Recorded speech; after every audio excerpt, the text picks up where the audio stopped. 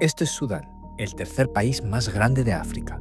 La nación de unos 50 millones de habitantes es rica en culturas, religiones y políticas, y ha sido bendecida con abundantes recursos naturales, incluidos el oro y el petróleo. Pero desde que se independizó en 1956 del dominio británico y egipcio, el país ha sido perseguido por golpes de Estado, guerras civiles y luchas de poder. Así es el convulso pasado y presente de Sudán. Sudán estuvo bajo el dominio anglo-egipcio desde finales del siglo XIX, cuando estalló la primera guerra civil sudanesa en 1955. La guerra estalló solo unos meses antes de que el país obtuviera su independencia y fue impulsada por profundas divisiones étnicas y religiosas entre el norte musulmán y el sur mayoritariamente cristiano. Se prolongaría durante años y costaría la vida de 500.000 de personas. En 1969, el coronel Ghaffar Nimeiri tomó el poder de la nación en un golpe de Estado y firmó el Acuerdo de Addis Abeba en 1972, poniendo fin a la guerra de 17 años y otorgando una autonomía limitada al sur de Sudán. La paz, sin embargo, no duraría mucho, ya que las tensiones resurgieron en los años siguientes, intensificadas por la participación extranjera. Inquietos por la propagación del Islam en la región, Estados Unidos, Israel y otras naciones occidentales apoyaron a los movimientos separatistas del sur. En 1983 estalló una segunda guerra civil en Sudán, liderada por el Ejército de Liberación del Pueblo de Sudán, bajo el líder separatista John Garang. La guerra duró más de 2 décadas, cobrando aproximadamente 2 millones de vidas debido a la violencia, el hambre y las enfermedades.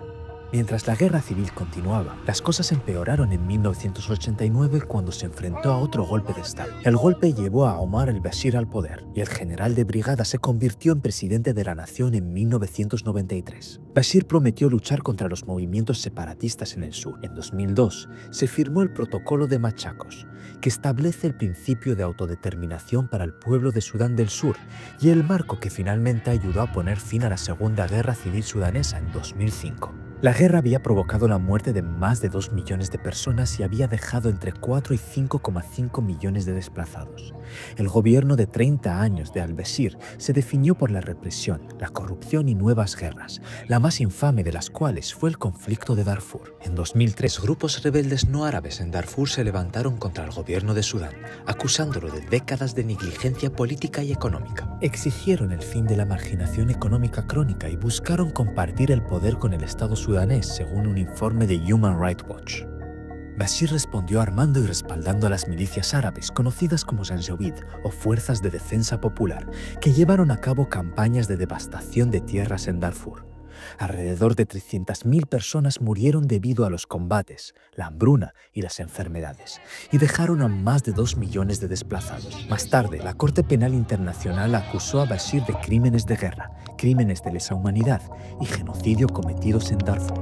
Después de casi medio siglo de guerra civil, Sudán del Sur obtuvo la independencia el 9 de julio de 2011, convirtiéndose en el país más nuevo del mundo tras un referendo en virtud del Acuerdo General de Paz. Para resolver las disputas restantes, el 27 de septiembre de 2012 se alcanzaron acuerdos sobre seguridad petrolera, ciudadanía, comercio, fronteras y otros temas clave en el Acuerdo de Addis Abeba. Bajo el gobierno del presidente Bashir, los Janjaweed se reorganizaron en las Fuerzas de Apoyo Rápido Paramilitares o RSF en 2013. Estas fuerzas estaban dirigidas por Mohamed Hamdan Dagalo, también conocido como Hemeti. Hemeti transformó a las RSF en una potencia militar y financiera en expansión. Construyó vastas redes comerciales, desde la minería de oro y el contrabando hasta el trabajo de mercenarios extranjeros, enviando militantes de RSF a conflictos en Yemen y Libia. Los acuerdos de paz tuvieron idas y vueltas en 2006, 2010 y más tarde en 2020, pero no lograron hacer justicia ni abordar las causas profundas del sufrimiento de la población de Darfur.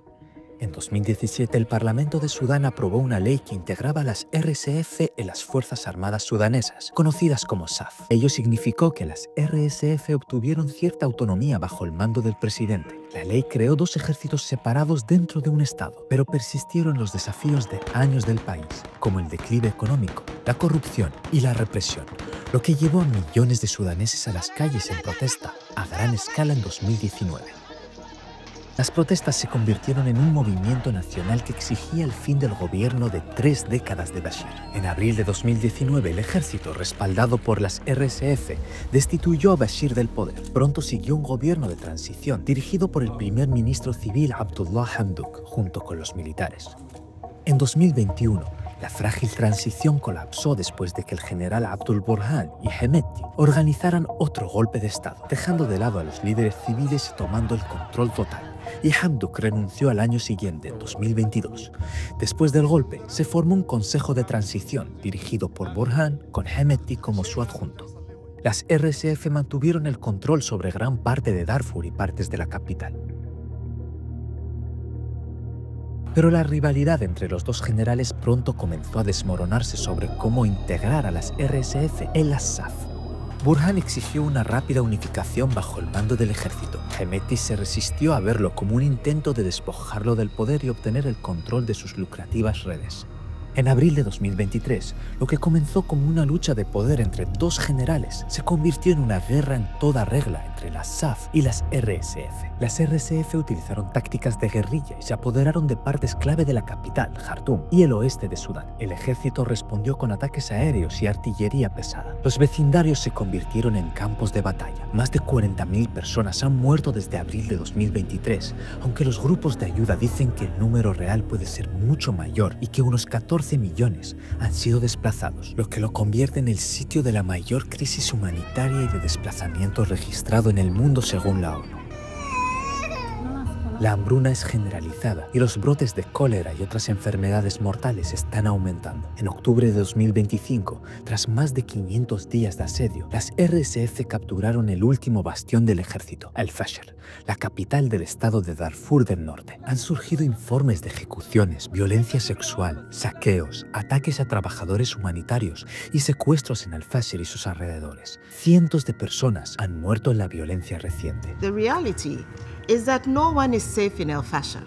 Analistas y funcionarios advierten que las acciones violentas que se están llevando a cabo podrían constituir crímenes de lesa humanidad o actos genocidas. A partir de octubre de 2025, Al-Fasher está controlado por las RSF y la fuerza paramilitar también controla la mayor parte de Darfur y partes del sur de Sudán, mientras que las SAF conservan el control de Jartum y gran parte de las regiones del norte y centro del país. A medida que avanza la guerra, ninguna de las partes muestra signos de victoria, dejando al país norteafricano atrapado en un estancamiento prolongado, como un estado fracturado dividido entre dos fuerzas armadas rivales, con millones de personas desplazadas, hambrientas y obligadas a vivir con miedo constante.